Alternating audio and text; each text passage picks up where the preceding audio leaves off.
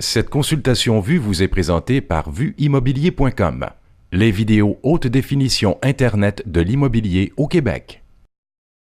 Bonjour, ici Luc-Éric Archambault.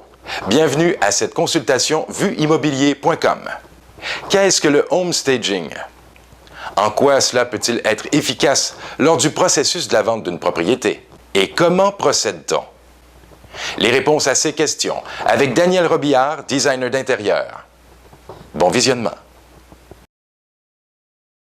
En fait, le home staging, c'est vraiment une façon de faire des transformations générales, faire en sorte que le futur acheteur, dès les premières secondes qui va arriver dans la nouvelle propriété, qu'il se sente à l'aise. Puis qu'à ce moment-là, il va tomber comme en amour un peu avec la propriété et se sent vraiment bien et qu'il va pouvoir imaginer immédiatement mettre ses meubles, ses biens personnels dans ces endroits-là. C'est à ça que ça sert, de faire des transformations générales et claires. En fait, le home staging, la vente, c'est sûr que c'est un atout très important, parce que souvent les gens ont tendance à charger les maisons. Il y a vraiment des encombrements.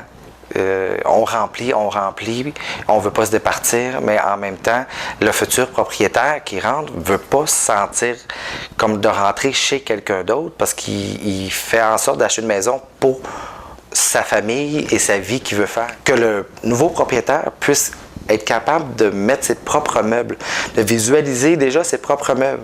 C'est là l'importance de ne pas trop encombrer. Les désencombrement et la dépersonnalisation, c'est deux choses qui sont très importantes.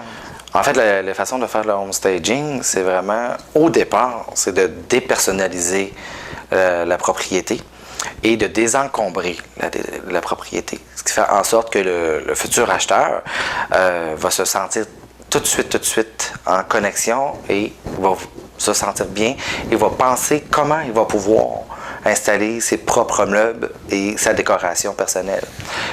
Dépersonnaliser, si on parle de photos et tous des effets personnels, et désencombrer, souvent les gens ont tendance à trop mettre de meubles. Alors, on enlève des meubles, ou s'il n'y en a pas assez, il y a des maisons vides, on loue des meubles à ce moment-là. Alors, on fait de la location, et puis on va chercher des tables, des lampes, des draperies, et là, après ça, on vient mettre des couleurs qui est assez neutres pour quand même plaire à monsieur, madame, tout le monde. Puis, comme ça, les gens peuvent visualiser avec leur propre décor. On va mettre un accent de couleur pour donner des idées en même temps, ce qui est tendance.